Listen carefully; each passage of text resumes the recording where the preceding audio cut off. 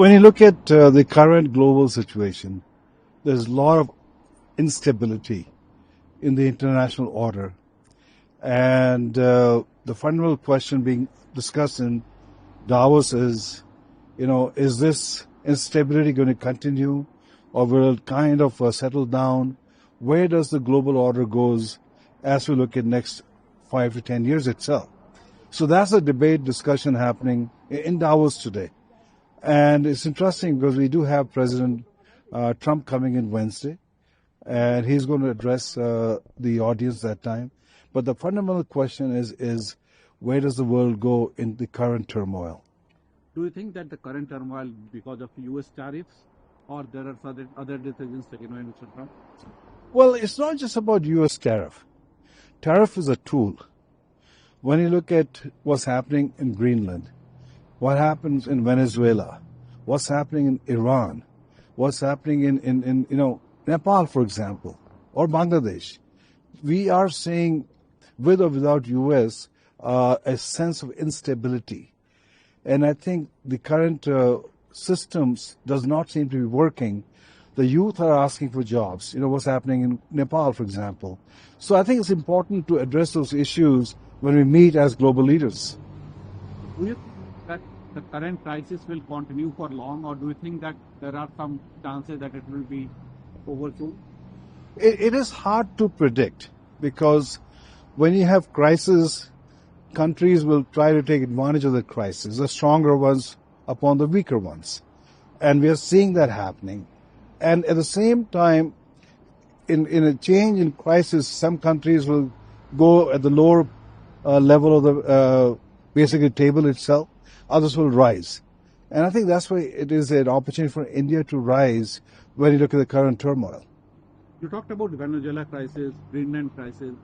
Do you think that other developed nations other than US, like the European Union or India or China, how they are reacting, and do you think that any kind of solutions coming soon? Well, if you look at what's happening in Greenland, the Europeans are debating, should we confront or talk and find a solution to that? So that decision is happening at the moment. And I think President Trump's ambition to take over Greenland is quite serious itself. Now, when you look at India, India has come out and say, listen, we need to have more conversation. This is not the era of war, it's the era of conversation itself. So I think from that perspective, India is playing a very, very constructive role. China, we are seeing them, but we're not seeing them. We see them because they have exports have gone up. The trade surplus is almost $1.2 trillion last year itself. So China's are focused more on trying to drive the business aspect of the global order itself. So I think from that perspective, India can play a very critical role. But China used to import a lot of crude from Venezuela. How do you see this after US taking Venezuela? This situation will change. How will China react? Well, it does put pressure on China because the Venezuelan crude coming down will get less. But then they'll go after the Russian crude and basically fulfill their need itself. So from that perspective, we feel that China's import of energy will switch from Venezuela to more to Russian or Iranian crude. But Trump has also said that any country who will import from Iran crude, they will impose 500% tariff. Do you see that how that will be going to impact the geopolitics? Well, the Lindsey Graham law, which is going to be put, it is long way to becoming passed by the Congress. It has to go through the Senate and then through the House itself. So it'll take some time. But at the same time, China has the leverage over US. US can't dictate to China that you can buy from here, you cannot. US does have a leverage over India. So that's how it's been able to dictate. And basically, if you look at India is importing Russian oil, China is, but India is paying 25% extra tariff on Russian oil because of the leverage. Now, coming back to the US-India relation, the trade BTA is not signed yet. Both the government are coming out with a different kind of statements. Do you see that going to with BTA between US and India with the current situation is going to be signed soon? Well, it's a complex environment, and I think both countries are talking to find a way to take the trade discussion forward. But I have to remind that the relationship between India and the US is not just about trade. It's much more broader. It's on people to people, it's on technology, it's on business investment between two countries. So I would say trade is one aspect, but I think if we can sort that out, it's going to get much more smoother. But US is raising issues of Russian crude import with India. They're not raising the similar thing with China or any other country who are importing, like Brazil. So how do you see this? Why US is putting? We have a very good relationship with why and when do you see these things is going to change?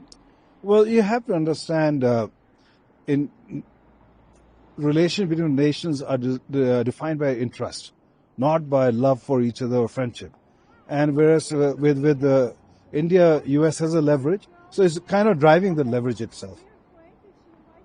But do you expect that BTA will be in the coming soon? Because indications have been given by the new US ambassador that talks are going on.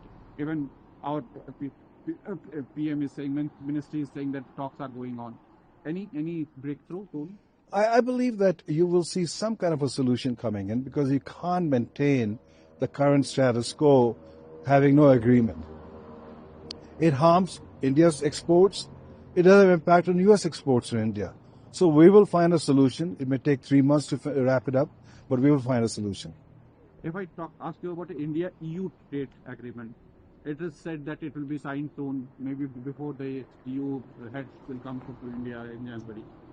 So what I'm hearing is that the EU heads are coming for this 26th Republic Day parade, and then after that they will sign the agreement. I think that'll be a good win for India and good win for EU also. But do you think that India should look for other markets other than they are already looking? But this UK, they have signed with Oman, they have signed with UK, EU, they are signing, Australia, they are signing.